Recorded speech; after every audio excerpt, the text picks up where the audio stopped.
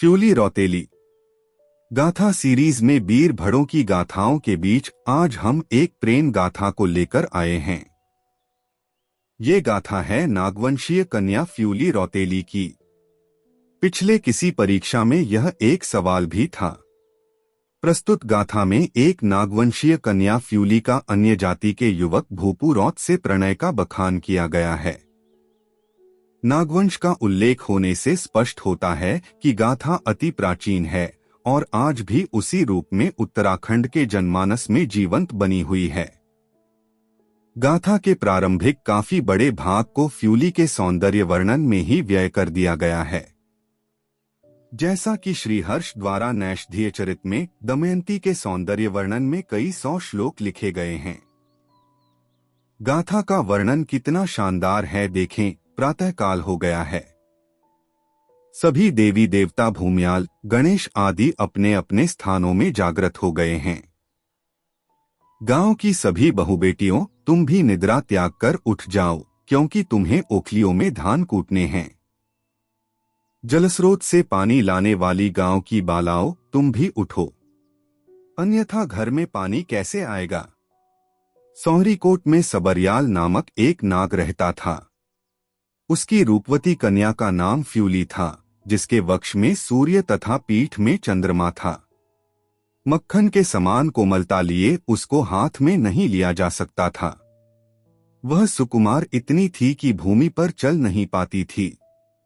उसकी ज्योति के सम्मुख सूर्य भी धुंधला पड़ जाता था।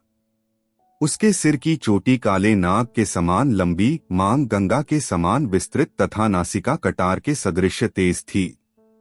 उसके होठों की सुंदरता दाड़िम के पुष्पों के समान तथा यौवन तालाब था। अब कल्पना कीजिए, हमारे समाज के सामान्य जनमानस भी जब इस तरह की गाथाओं की रचना करते हैं, जो कि व्याकरण के नियमों से न तो बंधे हैं, न ही उनको इसका ज्ञान है, पर सामान्य जनमानस में प्रचलित यह गाथा आगे देखिए फ्यूली के सौंदर्य का वर्णन किस प्रकार करती है। सौंदर्य की साकार मूर्ति फ्यूली तब अनेक प्रकार के वस्त्राभूषणों का श्रृंगार कर सुसज्जित हुई। सर्वप्रथम उसने प्रातःकालीन भगवान भास्कर को नमन किया तथा तत्पश्चात प्रसन्नचित्त होकर पनघट की ओर चल पड़ी। फ्यूली के आगे पीछे उसकी अनेक दासियां थीं। उन सब के मध्य वह पूर्णिमा के चंद्रमा के समान सुशोभित हो रही थी। जब फ्यूली नौला पानी का कुंड में पानी भरने लगी, इस नौले का जल तो मछलियों का जूठा है, यह सोचकर वह नदी के किनारे जाती है। फ्यूली ने अपनी सोने गागर पानी में डुबाई, किंतु जल में पड़ी छाया को देखकर वह सोचती है कि एक छाया तो मेरी है, यह दूसरी छाया किसकी है। उसने सिर उठाकर देखा तो उसका प्रिय भूपू रौत ऊपर पेड़ पर बैठा था, जो मुरली का अति प्रवीण वादक था। उसने मुरली बजानी आरंभ कर दी। मुरली की मोहिनी धुन सुनकर फ्यूली मोहित हो गई तथा स्वयं की सुधि भूल गई। भूपू रौत पेड़ से नीचे उतरा और उसने वन पुष्पों से निर्मित हार फ्यूली के गले में डाल दिया। फ्यूली उसके समीप आकर बैठ गई। तब उनमें प्रणयालाप होने लगा। उन दोनों को यह भी पता नहीं चला कि कब दिवस का अवसान हो गया। गाढ़घेरों में पर्वतों की छाया पड़ने लगी थी। सूर्य अस्ताचल को पहुंच चुका था। फ्यूली को अपने घर लौटने की सुधि तब आई जब चारों ओर से अंधेरा घिर गया था।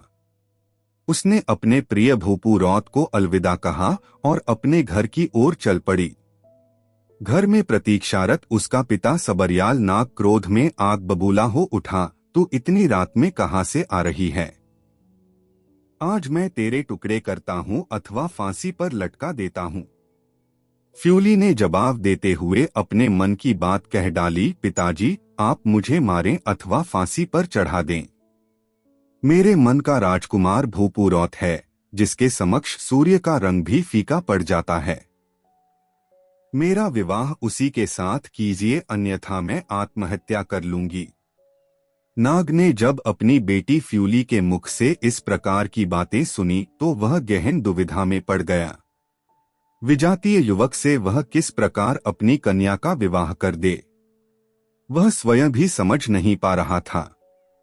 अंत में इच्छा न होते हुए भी उसे फ्यूली का विवाह भूपू रौत के साथ ही करना पड़ा। इस प्रकार दोनों प्रेमियों की मनोकामना पूर्ण हुई।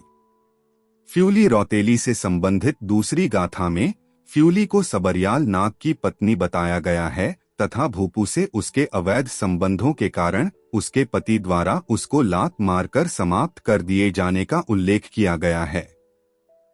किंतु मेरी दृष्टि में सबरियाल नाग फ्यूली का पिता था तथा उसने अपनी पुत्री का विवाह भूपू रौत से किया था, जो गाथा का सुखांत है और यही हमारी लोकगाथा परंपरा भी रही है। यदि गाथा पसंद आ रही है तो लाइक करते हुए सब्सक्राइब करें एवं शेयर कर अन्य लोगों का भी ज्ञानार्जन करें।